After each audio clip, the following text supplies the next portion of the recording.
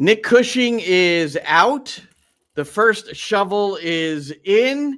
MLS Cup final without Ricky Pooch and the National Soccer Hall of Fame. That's a portion of what we're talking about here. Brad Sims as well.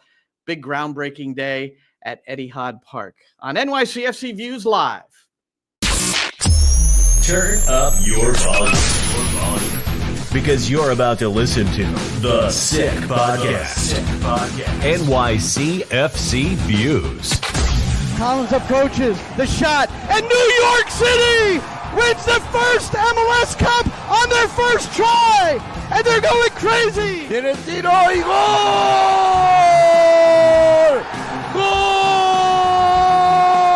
Gol! New York City es el campeón de Major League Soccer! The sickest New York City FC podcast. It's gonna be sick.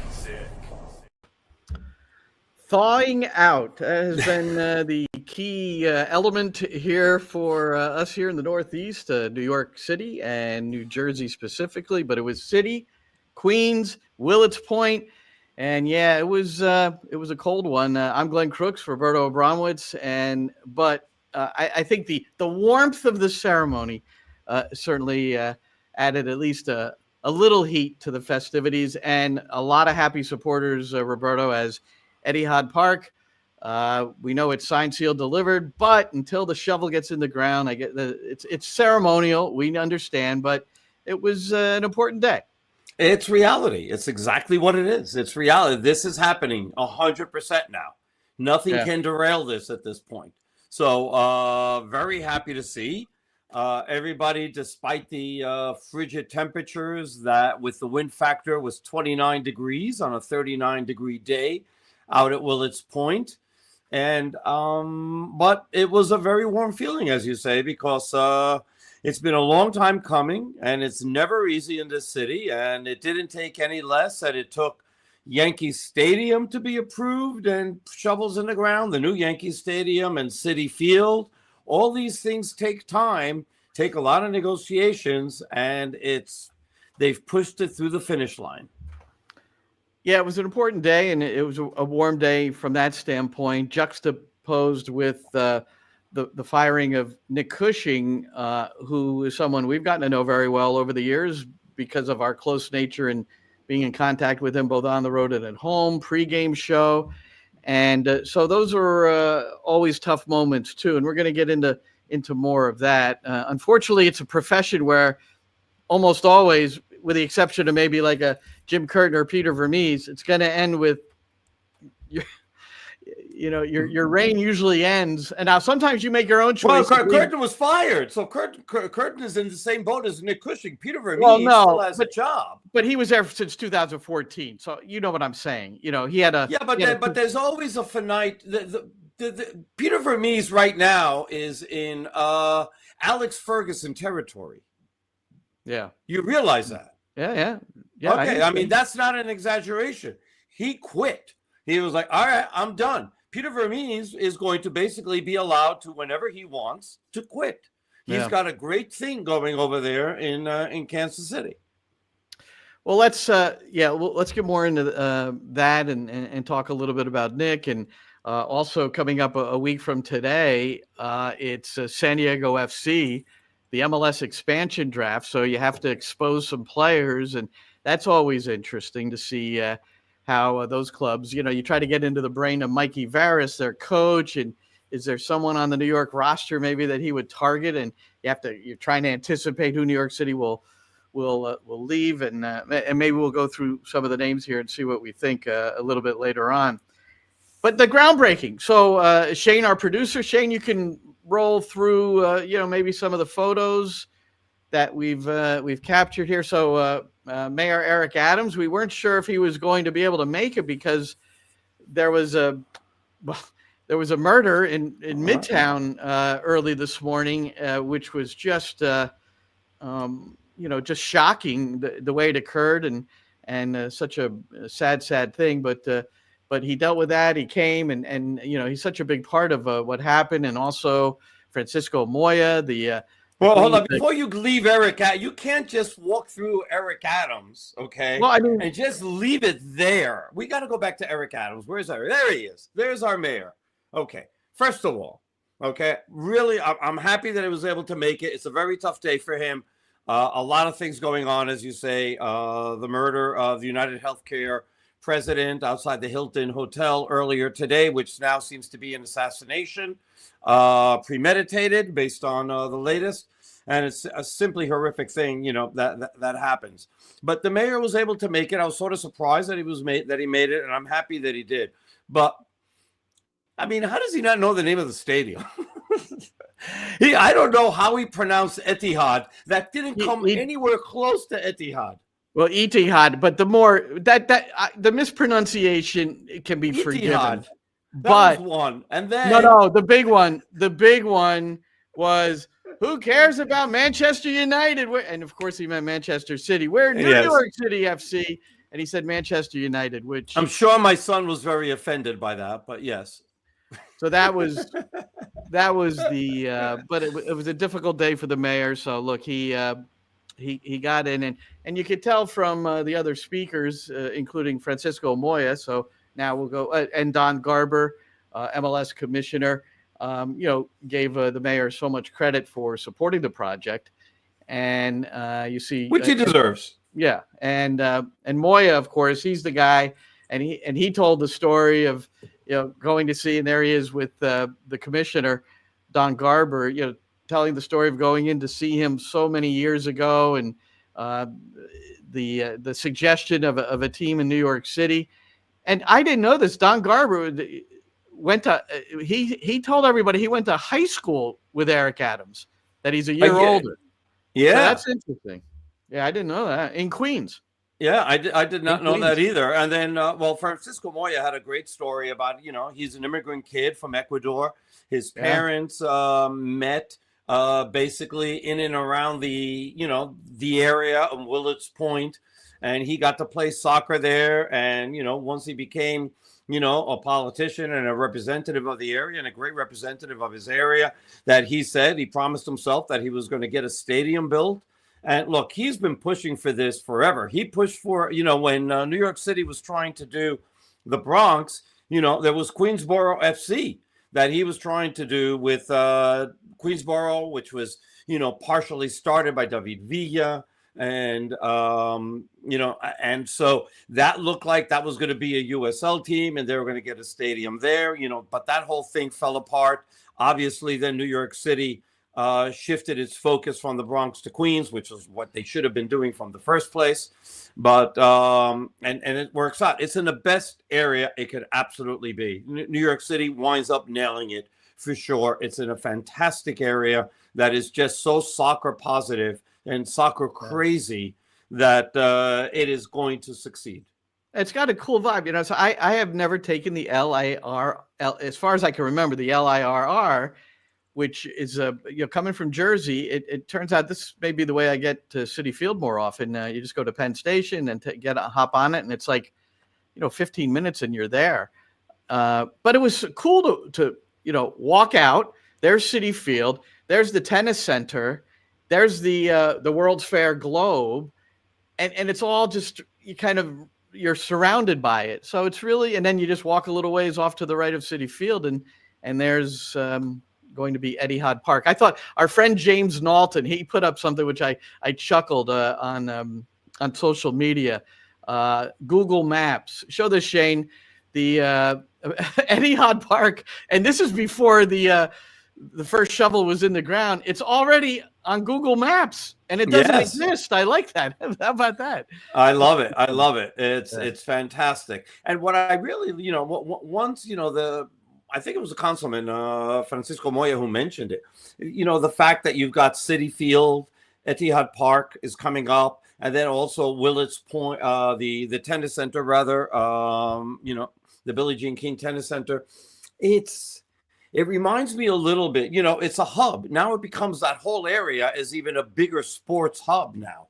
And it sort of reminds me a little bit of Philly, of where you get off the Walt Whitman Bridge, and you have the baseball stadium, and you have the football stadium, and you have the hockey and basketball arena all in one area, sharing parking, sharing all the facilities. Although now the basketball team wants to move away and they want to move to Camden, but the baseball team, the hockey team, and the football team are staying in place.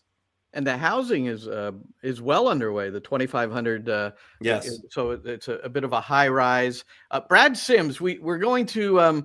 He spoke to a number of us right after the groundbreaking before we all departed, and it's a pretty interesting chat where I thought there were things in there I hadn't thought about. His compare contrast to FC Cincinnati, both 25,000 seat arenas. However, on half the space for on half the acreage, which gives the impression that it's going to be tight and the home field advantage will be even more vocal because of the tight confines. There is a slight difference in size now. Well, the size of the stadium is totally different. I mean, that stadium looks huge. New York City is going to be very compact, but there is a slight difference in capacities. So Cincinnati has a capacity of 25,513.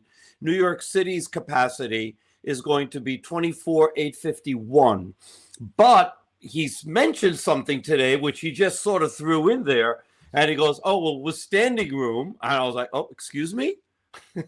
So there might be more than 24,851. Well, let's just hope it's not like the standing room at Subaru Park in Philadelphia where they don't have any space for the radio people because they've got people standing in every corner of we have booths. We do have booths. So Brad talked not in Philly, in Etihad. Yeah, Brad talked about Chris Campbell. Chris Campbell. How about Chris Campbell coming in from the Midwest? He's got a little baby, 2 hours to O'Hare, flies in. He's flying home tonight and to get back home. But a guy who has been so dedicated to the stadium project in terms of his reporting. So Chris was there, and he asked Brad a great question. You're going to hear Brad's answer in a minute about if MLS goes to a FIFA calendar, what does that mean for the grand opening in 2027? Brad was also asked about the replacement for Nick Cushing. He was asked about Leagues Cup because we know that the Ernst Tanner has spilled the beans. So all that is coming up. And I thought it was a good Brad Sims today. He's always good, but yeah, he's always good. He's always fun to talk to. Sometimes it goes on, but he's really good to talk to. What I like about Brad, and I think it's true of most of the people we deal with at the club, but Brad's got a great sense of humor. He really does. And so it's always nice. So we'll hear from him. Don Garber, we said, was there. Now, Sportico broke the story that Garber has signed a 4-year extension, which is going to put him through 2027, so well past the World Cup. And in his hometown of Queens, he's going to have a chance to, maybe in his final season as the commissioner, go to some New York City FC games. I would think so. He'll be at the first one. There's no doubt about that, whenever that might be. Yeah. So that's the and we I took a little video of the groundbreaking is shovels in and then you toss the dirt. So here are the big guys doing just that. All right, so there you go. Randy that Levine. Makes it official. Yeah, but look at the guys there. So you got Marty Edelman, you got the guy who's a co-vice chair and is you could tell his imprint is becoming greater and greater, and that's Marcelo Clare. And who else was it? Brad Sims was there, and Randy Levine, Marty Edelman. I'm leaving somebody. Oh, Don Garber was there. Garber was there. Those were the guys. But a lot of people got a chance to throw the dirt out. Even Paul Jeffries, he's done so much work for that team. Absolutely. By the way, a lot of the fans got a chance. So Marcelo Claure invited a lot of the fans to come up and do that as well and take pictures. I mean, he really loves hanging out with the fans. I mean, he really, really does. He does this all the time. He has a great rapport with them. It's just fantastic to see. It's a very positive thing because it's not one of those us and them sort of things. It's us sort of thing. And that's very cool. He's a big dude. He's probably 6'7". He's a big dude. It's big. I wonder if he was a goalkeeper. I wonder if he played. I don't know. I don't know anything about his potential soccer background, but we do know things are happening in Bolivia. He owns Bolivar. That's his first club. And so it's and he owns part of Girona. So it's Bolivar, part of Girona, and now 10% in New York City FC. Man. But it's a big 10%. 150 million? $150 million. Imagine writing that check, Roberto. I mean, we have a tough time, if it's just got 4 numbers there. It's like you're writing the check and it doesn't change your life. You write a check for $150 million and it doesn't change your life in a negative way. It doesn't mean like, well, I got to do ramen on Tuesdays. Yeah. Certainly out in the open and there supporting the event. Nick Cushing's entire backroom staff was there from what I could tell. Yeah. And got a chance to, chat with them a little bit. And on January the 11th, as of right now, it's hard to say. And Brad also addresses the timing of hiring a new head coach. And he said his desire is before Christmas, because on January the 11th, that is the report day for the first day of preseason at the offices in Orangeburg, New York. So those guys that we saw there today, they're expected to report there on January 11th, unless something changes in their lives or unless something changes in regard to if the club decides they still need their services. But from what we can tell, they have been told that you're still here, despite Nick Cushing no longer being around. And so, their expectation is to be in the office on January the 11th. So they got a nice 7-week vacation. Is that what I didn't even calculate that? That's pretty good. Yeah, that's pretty good. And you wonder if that vacation still was not in effect because New York City was still alive. You wonder if Nick Cushing and his coaching team and his playing team defeated the Red Bulls in the Eastern Conference semifinals, would he still have a job? And I think that's a question to ponder. It's, to me, one, you beat the Red Bulls twice during the regular year. I know this is the playoffs. I know this is the first time they've met in the playoffs. I know, but Nick Cushing and New York City FC got to the Eastern Conference finals in his first year as the interim, but he coached a lot of games that season, and no playoffs in 23, and then Eastern Conference semis in his third year. But it wasn't quite enough. It wasn't enough. I feel that if New York City had beaten the Red Bulls, doesn't matter if they'd beaten them 2-1 or in penalty kicks or whatever. I feel that he's still here, even if he winds up losing the next week, right, against Orlando. I think that Nick wouldn't have been fired. I think that if you beat the Red Bulls there, you've improved the team he improved the team anyway from the previous season to the next, which was this year.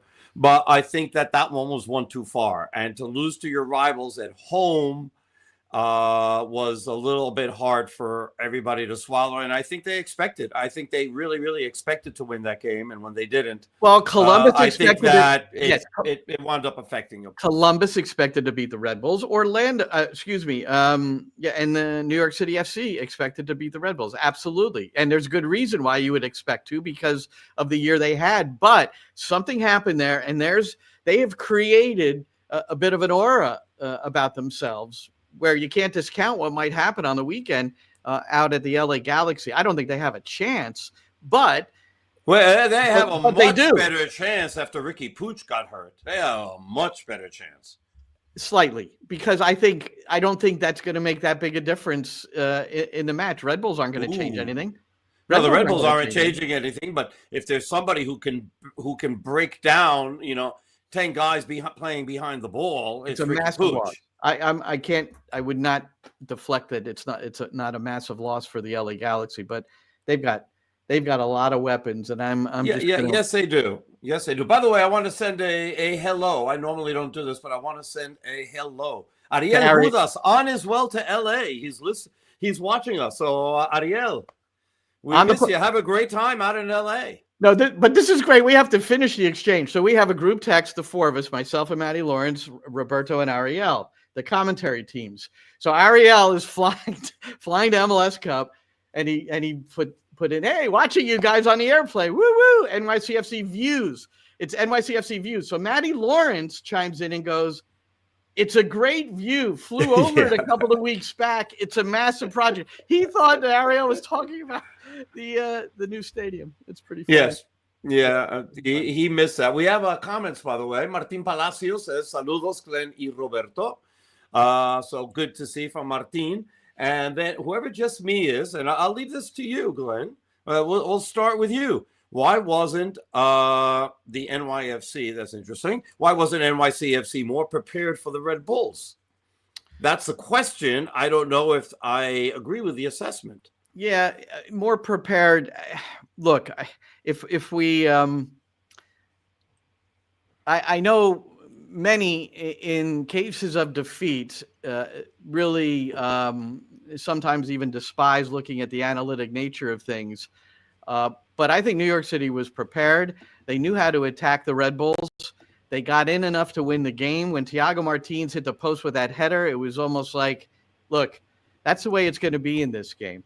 And the goals scored, unfortunate. And look, I mentioned Martins, his header off the post, his headed clearance to Carballo or Carbajo, depending on how you want to pronounce it. What a score. I mean, what a goal. That's I mean, a great goal. normally, it's a great goal. I still contend, and Matty Lawrence would agree with me, he's the one that brought it up first, is that Matt Freese was unprepared for the shot. He was not balanced. He was too far to the other side of the goal. He didn't give himself a chance to make the save. That's not to take anything away from the shot, but it was an uncontested shot. And then the other one was off a set piece, which it's just the way the ball fell. It's Van Zier was more alert than New York City. So if you're talking about preparation, I don't sense that New York City was unprepared for the game. Neither do I. And the stats bear it out too. So expected goals 2.8 versus 0.88. Total shots, New York City 25, Red Bulls 9. Shots on target 6 by New York City, 3 by the Red Bulls. Big chances, if you want to give that any credibility, 6-3 for New York City. Accurate passes, 444 for New York City, 123 for the Red Bulls. New York City completed 79%, the Red Bulls only 53%. Corners, 13-5. So, I mean, and in any way you want to measure that, New York City dominated. New York City had the better of the opportunities. It's just one of those things of where between Carlos Coronel had himself a very, very good game. And I've talked about the fact that, goalies sometimes steal games. And I think that this was one where he helped steal it for sure. The 2 saves that he has on Martinez, especially the breakaway, are game-changing sort of saves. And so to me, that was the difference. That was the difference in the game. And not taking anything away from the Red Bulls, because they would have played differently had they not had a 2-0 lead. But, the fact that they got those goals early and they're hard to beat when that happens, and Coronel playing out of his mind, all of it wound up being, strong reasons of why New York City didn't win. Yeah, Coronel did not play out of his mind, but he had a good game, and New York City should have finished more. Keaton Parks missed the target twice on head balls that, they were really quality chances that went by the boards. When you look at the expected goals, I'm sure it's some people had it over 3. Expected goals is calculated in different ways in different circles. Some had it at 3.2. And I think both his shots were probably a couple that elevated things. But that was something that was an issue throughout the season. And about Nick's departure, look, you can diagnose this in a number of ways. And we've said it on the podcast. We've said it in commentary that one thing about this club and this team this year is that you weren't always sure what you were going to get. Like, somebody would ask you how they're going to do in the playoffs. It was really hard to say. but was that inconsistency in coaching and preparation, or inconsistency in the performance of individual players in many cases? And that's more what it was. Now, are you going to say, well, the coach is in charge of preparing the players to elevate their level and play consistently? Well, look, there's certainly a grain of truth in that too. But if Nick Cushing, and there's reasons why beyond our pay scale and knowledge base, but if Nick Cushing and his coaching team had a legitimate striker from the start of the season, and let's just say it was Alonso Martinez, and he scored 22 goals instead of 16. New York City's finishing not only in the top 4, which was their goal, but possibly ahead of Cincinnati in 3rd place. Just by that alone in some of those ties. And then you can forgive some of those individual errors that led to the ties, that led to the 1-goal losses in certain situations where you dropped a lot of points. You dropped a lot of points because, yes, you increased your goal scoring output in 2024, no question about it, but you did not have a full-time legitimate striker. And you know, Monza Bakrar, we love, not a striker, not a striker that you can rely on to score goals. So if they had that, and again, I think there were efforts for that to happen, but it's just it is what they got and what they had, and they did, I think, almost as good as they could have with what they had in many ways. And Glenn, let's talk about this, right? Let me support your argument here a little bit, okay? Because had Bakrar done better earlier in the season, which he didn't, right? I mean, he didn't score his first goal until they beat the Red Bulls 2-1. And he got the winning goal there. And, you know, it's great that he did. But when you look back at how New York City started the season, they were desperate for somebody to put the ball in the net. They lost to Charlotte 1-0, to St. Louis 2-0. They lost 2-1 at home to Portland. They finally beat Toronto 2-1, lost to Cincinnati 1-0, tied Inter Miami, tied Atlanta United, and finally beat New England 2-0. So they had 2 wins by April. They had lost or tied the first 6 out of their first 7 games.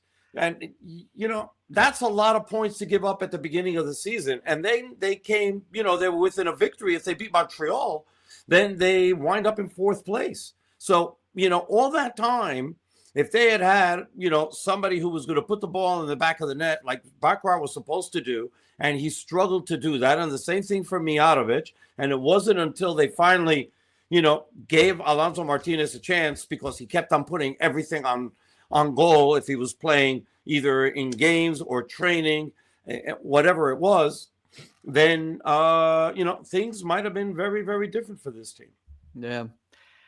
Yeah, so that's what that's the whole interesting outlook of that. So David Lee had to make a decision, and you know, he's the sporting director, he's the boss, and if he feels that there is somebody else who can come in and make it better, then that's his charge. That's why he's in the position that he's in, and it's just unfortunate. You know, when somebody loses their job, you know, the first thing I think of is the kids in his family. You know, they're in the school system. You know, sometimes boys can be mean.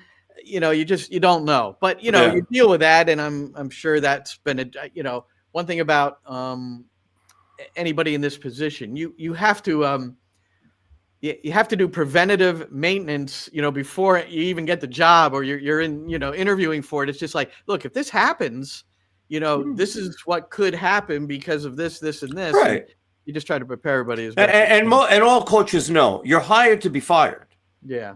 This doesn't come to as a surprise, because this is what the job is. The job, that's the way it happens. As we mentioned, Peter Vermees and Sir Alex Ferguson seem to be extent of this. But everybody else, you know, winds up getting fired at some point. Well, there's 12. There are going to be 12 new coaches in the league next year. Now, one of them is Mikey Varis with a new franchise. So that's that. But everything else is. Now, did Tata Martino leave on his own? This is kind of interesting. You wonder what role Messi played with that. Right now, we're calling it. Tata said he's done. It's his decision that he wanted to leave, but it was pretty shocking. another guy. I'm not buying that right now. I just really not. Well, and are you buying this? Our Okay. boy Herdman, John Herdman, resigned from Toronto. Put that up, Shane. That this is from Rick Westhead. So a person familiar with the matter tells me that he agreed to resign. So this is, in some cases, management will give you the choice. Look, John, we're going to fire you, or we're going to give the option to resign and maybe, make it look like you were in control of this. And as Rick puts it, recent months, drone spying controversy. He has, at this point, still not been interrogated about it by the Canadian Federation because they couldn't come up with a time to meet. I can't. That's fact. That comes from the Federation president. That, well, John says there was no time to meet. So we figure Herdman was, let go at Toronto. He resigned, in quotes. And so that's a job that's open. And Vancouver's open. And I interviewed a guy, Tommy Wheeldon, recently. And his name is familiar to Leon, one of Nick's assistants. Leon Hapgood. Who is there today, too. Hapgood. And he worked with Tommy Wheeldon in Calgary at Calvary FC for years. And Wheeldon is highly regarded, and he might make the jump from the Canadian Premier League. Apparently, he may have a decent opportunity at Vancouver. When you interview for something, you do your best. Get the interview. That's the thing. Get the interview, and then now you got to earn it. So it looks like he may have that opportunity there. But the one thing is we didn't get any indication as to who New York City's looking at, right? There's no idea. That's been held tight. I mean, we don't. There are coaches within MLS, but New York City has never really looked internally within the league to be able to get help that way. So, but I mean, you have Jim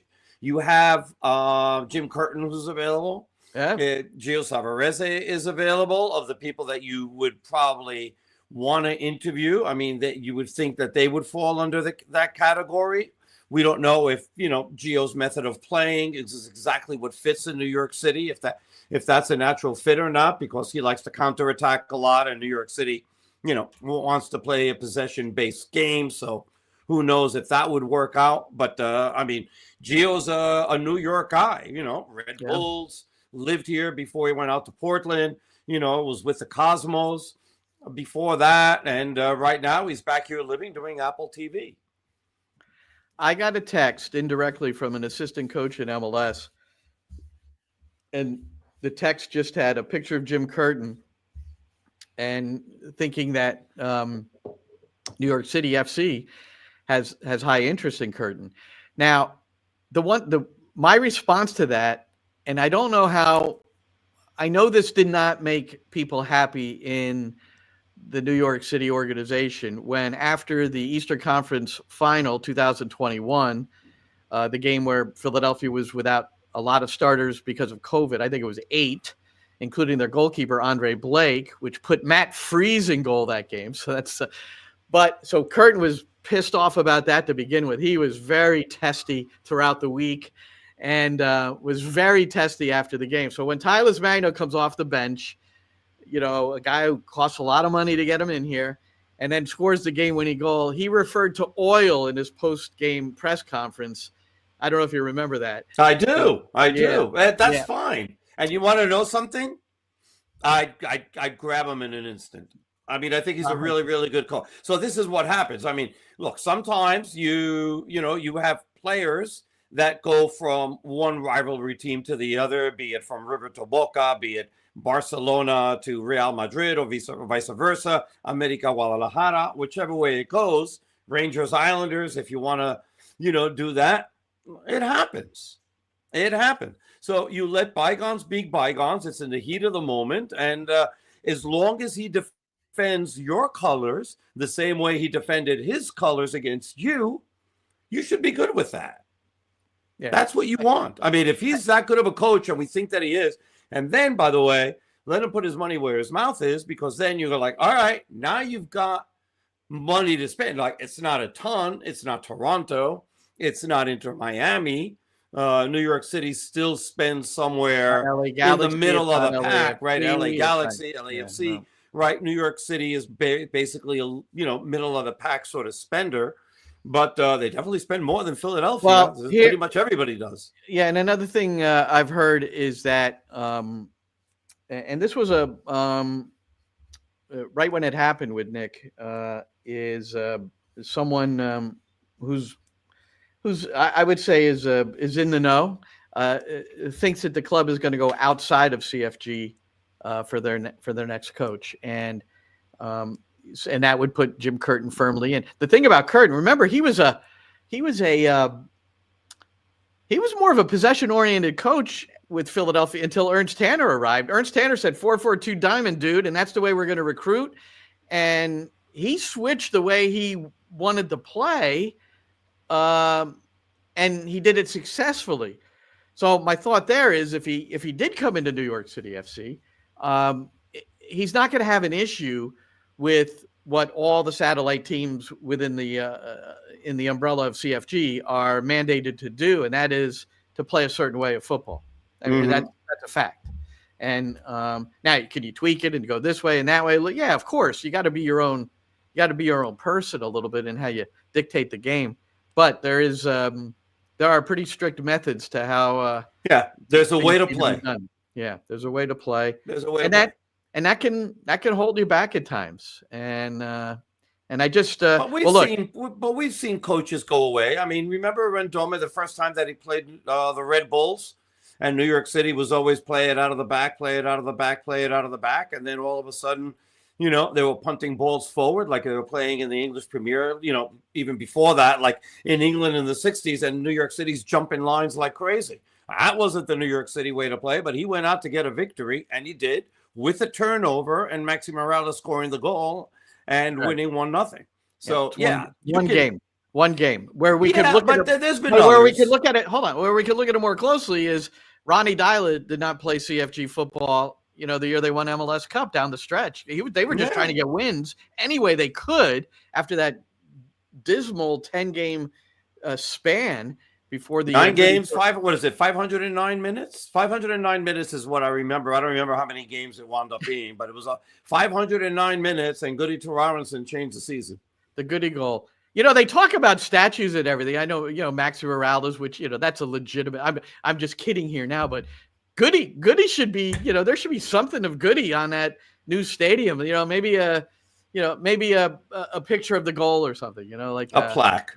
Yeah, and Brad Sims also addresses that. So it's probably time to listen to Brad. So just to reset this, today was the groundbreaking for Etihad Park. Right across the street from Citi Field, across Seaver Way, and just wonderful. You could see where the field was. They had 2 goals up and lines on a gravel pitch. It was pretty interesting to see. Yep, there it is. So with the barrels and and you could see it's kind of a. I wonder if they did that just for a joke. It's a very narrow pitch that they've lined up for the groundbreaking ceremony. But a few of us gathered around. I didn't walk it off. Did you walk it off? I did not. I didn't want to be caught doing that.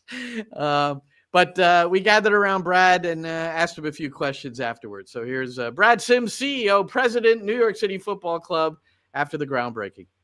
Pride that we're able to get to this day, and it's really, really real now, right? It's been real. We've had so many great steps, this year, and times where it's done, but like until you're actually on the site. And the thing that's so cool about today and is you guys look around. I mean, we're literally on the pitch. This is a center circle. Those are the goals. Like, they're the 18-yard boxes. Like, this is the pitch. This is it. Like, this is where we're going to be.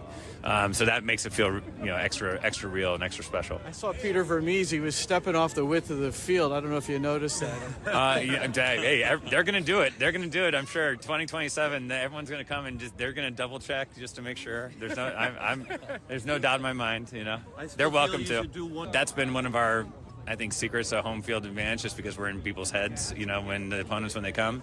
But we're going to have a different kind of home field advantage here. at Etihad Park. I mean, in 27. I mean, we're going to have 25,000 people plus standing room, and we're going to have the tightest confines and the loudest stadium, and it's going to be an amazing experience. Like when we were in Cincinnati for the for the playoffs for round one, they have a 25,000 capacity stadium. We have a 25,000 capacity stadium. Their 25,000 seat stadium is on 23 acres. Ours is on 12. So essentially, and then we have height restrictions because of the LaGuardia flight path. We've raised up this land already at 6 to 12 feet because of the floodplain. So we're up off the ground, we're down, we're condensed, and we're going to have the same kind of capacity they're going to have. It's going to be insane. People aren't even going to believe it until they're inside it, and they're going to be like, this is crazy. It's going to be amazing.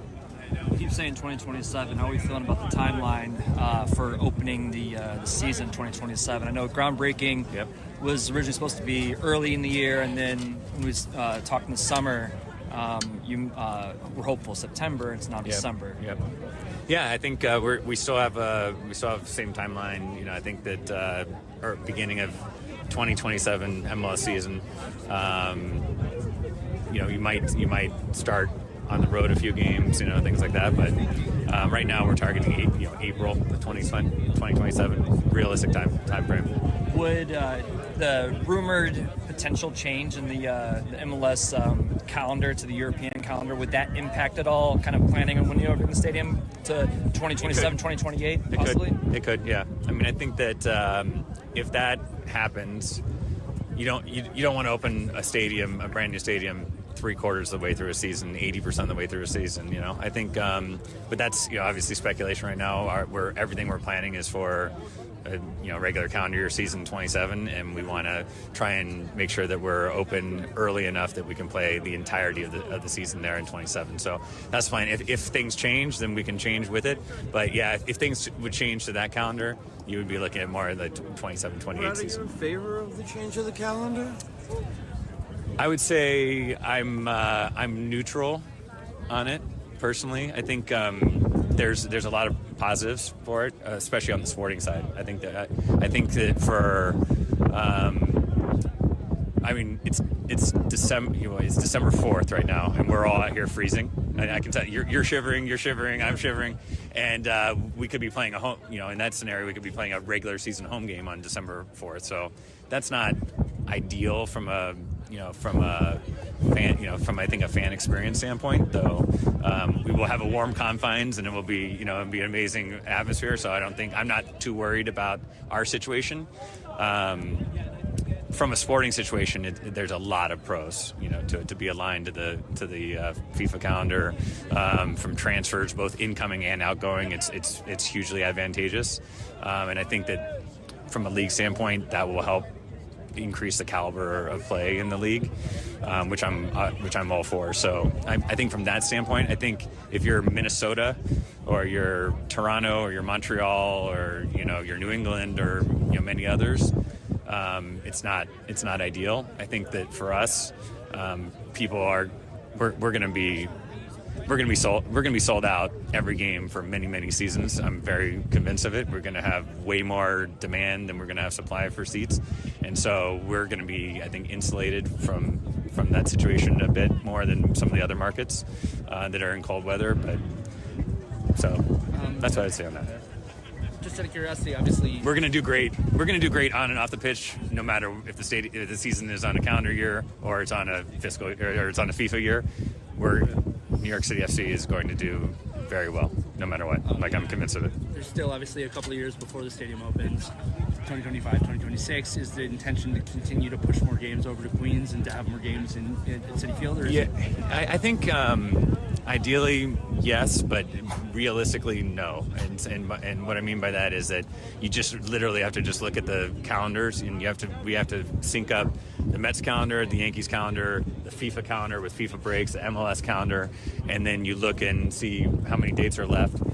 The Mets are really aggressive about doing concerts and other events, which take away some of the potential dates. So, I would anticipate for 25 will be about 2/3, 1/3, 2/3 at Yankee Stadium, 1/3 at Citi Field, and then 26 we'll see once kind of all the factors play in for 26. But that's what I'd expect for 25. That's it. Thanks. Yeah. You got another one, Chris? No, you. A lot of fans talk about, club legends building statues for players. Is that something that the club is kind of talking about in terms of, I know it's really only been, 10 seasons in, but there's still some players that have kind of built that legacy for themselves from a club perspective. We haven't talked about something specific as statues, but I would say in terms of honoring players, like whether that's a Ring of Honor or Wall of Honor, areas like that, we've had those kind of discussions. We're not there quite yet from a design standpoint of what where on the concourse. We have different kind of designated neighborhoods and areas where we could have activations, and that's one of the things that we're talking about is how do we honor championships, how do we honor individual awards, how do we honor like a Ring of Honor or a Hall of Fame and things like that. So we're going to have some conversation with that, and we also would like some input from our fans on what they would like to see as well. Schedule is announced December 17th. Is that still accurate? I've heard somewhere around there that date, or give plus or minus 2 days. Plus or minus. Yeah, or minus. See any surprises coming up? I would say the 17th would be the earliest we would see the schedule. All right. Any surprises? You must know a few things. Anything exciting, interesting? I think we are likely to have the Derby back at Citi Field again this year, from what I hear from the league. That's one. I think one thing we're excited with how the schedule lines up in terms of the days of the week and the dates early on. So for all of you history buffs here, our first game as a club ever was on March 8th, 2015. And March 8th is a Saturday this year, and it lines up with week 3 of the schedule. And if you look back at our previous, every year I've been here, we started 2 games away, and then we're home on week 3. So, I think that it's lining up that we could have our home opener on the exact 10-year anniversary of our first game, which would be cool. Our first ever home game. Stadium? Yes, and our first ever home game was on March 15th of 2015, which would then be the next Saturday. And so, I think that, we could potentially be starting off our season with, back-to-back exact 10-year anniversaries of our first ever game and of our first ever home game, which I think is very cool. And we will, if that is the case, we will be celebrating those 2 dates pretty significantly. Nice. It's been about 9 days since the club let go of Nick Cushing. Has that new search started yet, or are you guys? Oh, absolutely, yeah. The search started. Obviously, it's a top priority with the team is due back into the facility on January 13th, I think. Sam, 11th or 13th? Yeah, it's either the 11th or the 13th. So we want a new coach in place when everyone's back in the building, and if it's someone who's international and you have to get a visa, kind of working backwards from there, we want to. It's an expedited process. It's top focus right now for sure. It's on a vacation for you. That sucks. It's so cold here. I'm hoping that we would have the process wrapped before Christmas. Awesome. I'm hoping. That doesn't mean that it's going to happen. I was also hoping that this day that we had today was going to happen 4 years ago. So, but September. Yeah. What about how about Leagues Cup? Ernst Tanner made some interesting comments recently that the Union are not playing in the Leagues Cup in 25. I don't know. Is there anything going on there? He spilled the beans, I heard. That was a quote. Okay. The quote, spilled the beans. I shouldn't spill the beans, considering that he's been called out for spilling the beans. But I would say there's going to be changes in the Leagues Cup. I believe that I think they're awesome changes. It's going to be great. I think it's going to be great for us and for our fans. I leave that as a teaser. All right, there's your teaser on Leagues Cup. So Leagues Cup is going to change. We know that for a fact. You learned from Brad. I heard you were walking with him, and no games in Mexico. Is that what he said? Yeah, he said that it's going to be fairer for the Mexican teams, but still no games in Mexico. Yeah. And the reason being is that it's just economically unfeasible. He said that even if they sold out Azteca, which isn't available at this moment anyway because it's under construction, he says they still make less money than they would make like at Minnesota. It's just the finances just aren't there. And economically, it doesn't make sense. Obviously, fair play is a huge issue because they don't get to play in front of their fans or sleep in their own beds. And so, but he said it's going to be a lot fairer. So than it has been, for whatever that means. All right. Well, some interesting things there, and especially you need a new head coach, and he'd like to have one by Christmas, which means what's today, December the 4th. That's a pretty quick turnaround. 3 weeks. And he talked about Europe and visa potential issues, and I don't know if he's just throwing a curve to the process, or are there candidates from overseas that are part of this process? So, that maybe there's a little insight there that he provided. And then knowing that the Red Bull game is going to be at Citi Field regular season, which I think that may make the supporters happy, right? Do they like Citi Field better? A little bit, I guess. Yeah, and the atmosphere was great. They got over 30,000. There won't be winterizing the stadium, so the upper deck will be available. So good. Yeah. It's maybe a bigger crowd. So that's that. And we'll be back next week with a chance to discuss. Maybe we should time this after the expansion draft. So it's going to be 10:30 Eastern. That's what I read today. San Diego put out a press release. San Diego FC, the expansion team, the 30th team in MLS next year, and they're having a live stream, big party, and whatever else is going on. And it said it's starting at 7:30 p.m. Pacific, the draft. So that's 10:30, right? Did I calculate that? So it's the other way around. Wait, no. Yeah. It's not 10:30 p.m. Pacific. That can't be. It can be 10:30 p.m. No. I said it's 7:30 Pacific. Isn't that 10:30 here? Yes, you did not mention 7:30 at all. You said 10:30 Pacific. Never mind. And that would put it at about 2 a.m. No, if or I said 1 a.m. All right. I'm sorry I mentioned it. 7:30, anyway, 10:30. Okay. All this stuff, and then there's what else do we have on this MLS dates? So expansion draft, free agency period opens the next day. The re-entry process, which I've never understood, so I'm not even talking about that. December the 17th. So I asked Brad, is the MLS schedule going to be revealed, unveiled? And that's in the MLS dates calendar from MLS, and that's where he said, well, it won't be any earlier. There'll be a couple of nuggets here and there, I'm sure, because that's what they normally do. Like a day or two before, they have like some of the opening games, and then they have rivalry games and all that, and then they release the whole thing. And then January 11th is the start of preseason, and that's a Friday, and the regular season starts the weekend of February 22nd. So that's all upcoming. A little earlier. It's Yeah, a little earlier than last year. Last year was what, the 25th? I think that's right. Yeah. So I don't know. Yeah, I think last season, I should say, because it's actually this year. Yeah, it's just the way the calendar falls, I guess. All right, let's kick it around, Roberto.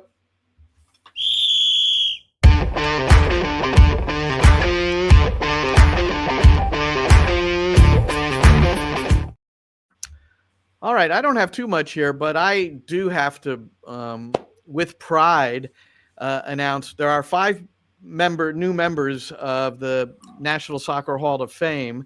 The induction ceremony will be May 3rd in Frisco. I'm hoping that we're at FC Dallas that weekend. That would be wonderful. But the chances of that happening, I suppose, are slim.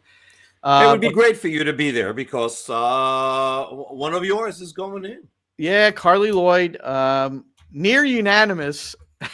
I mean, it's like it kills me. One voter doesn't like Carly apparently, and just said, "I'm not going to vote for her." But anyway, she's I've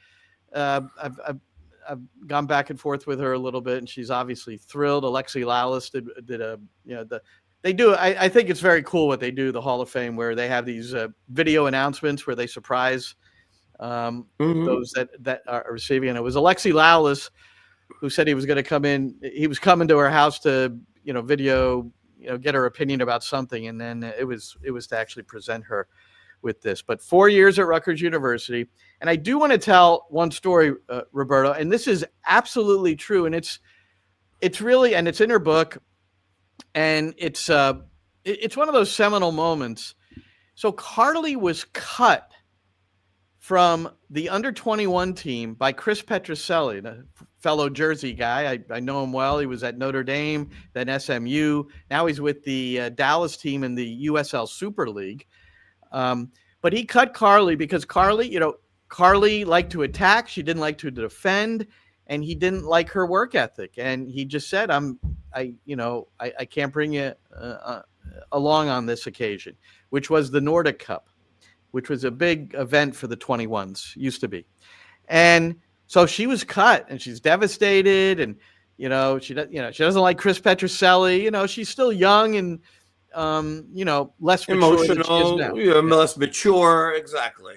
So I'm at PDA, Players Development Academy, where I coach, and because Chris was there with the U21s training, because the next morning they're going to Newark Airport to fly to, I think it was Norway. They alternate the Scandinavian cities. But it was probably almost the last kick of training, and one of his attacking players rolled her ankle and rolled it so severely that the trainer told Chris, there's no way she's playing at the Nordic Cup.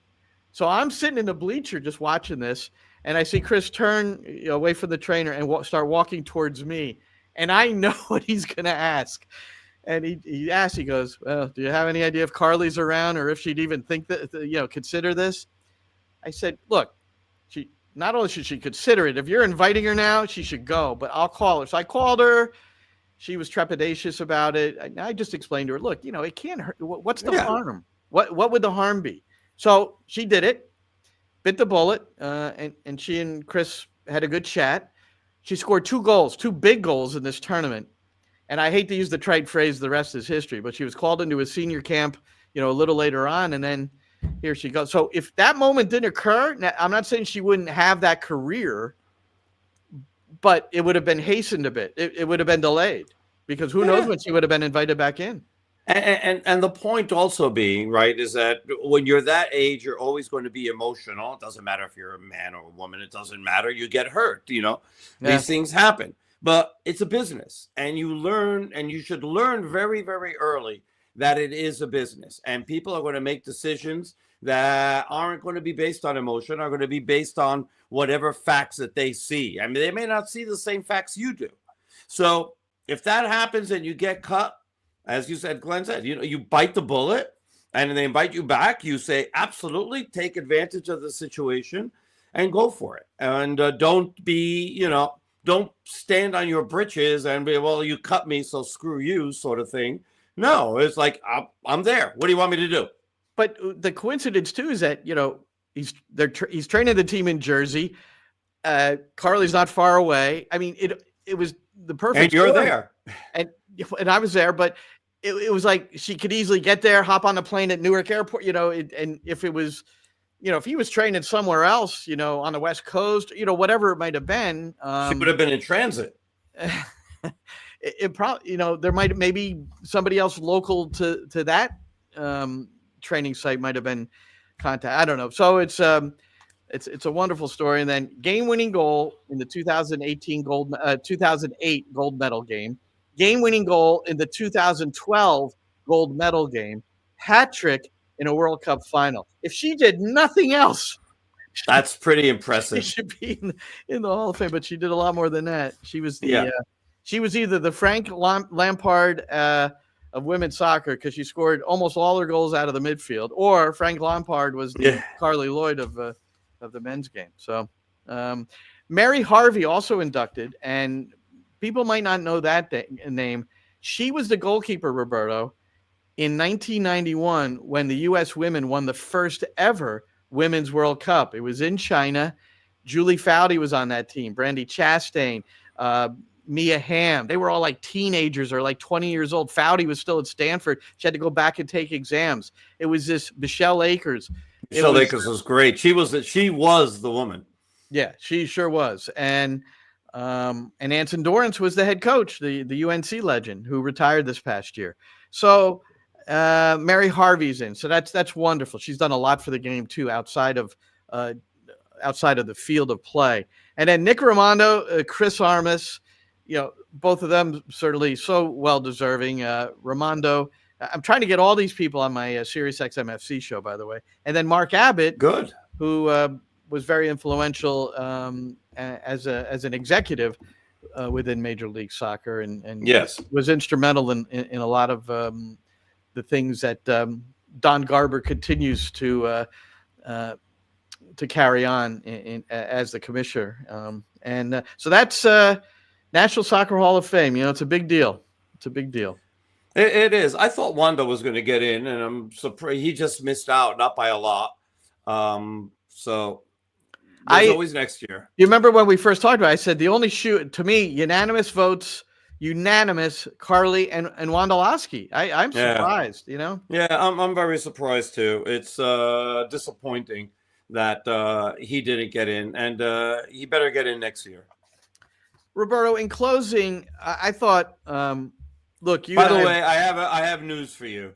According to Ariel Judas, who doesn't get much wrong, if ever, he says that it's 7:30 New York, 4:30 Pacific, not 10:30 Pacific. Well, San Diego FC, but unless they put, I'm going to look that up though. Thank you, Ariel, because they put 7:30 in their release. Why would San Diego put 7:30 Eastern in their release? But maybe because everything is always done Eastern time. Even even the West Coast people are influenced by that. I like that. See, if I lived out west, I would never fall to that. I would never fall on that sword.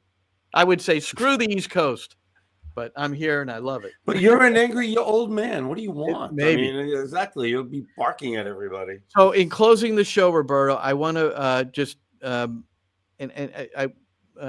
we need to keep our comments brief, but I think it's important to acknowledge this guy because I know I follow college basketball so closely. I did Seton Hall play-by-play for 5 years, and this guy was on the opposite sideline for games I did. I did not know him personally. I interviewed him, but I did not know him personally. But Louis Carnesecca passed away this week at the age of 99. He would have turned 100 in January.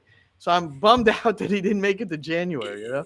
Between him and why am I blanking on the Georgetown coach? John Thompson. John Thompson. Okay, they made the Big East. Their rivalry between Georgetown and St. John's really made the Big East. We got to run because Sean's got a show to do.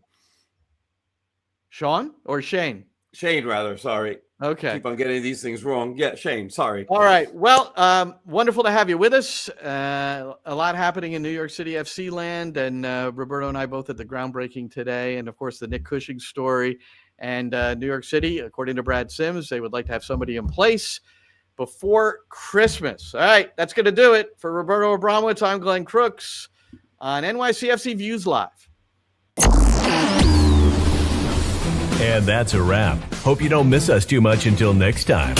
Follow the Sick Podcast NYCFC Views on YouTube, Instagram, Facebook, Google Play, and Apple Podcasts.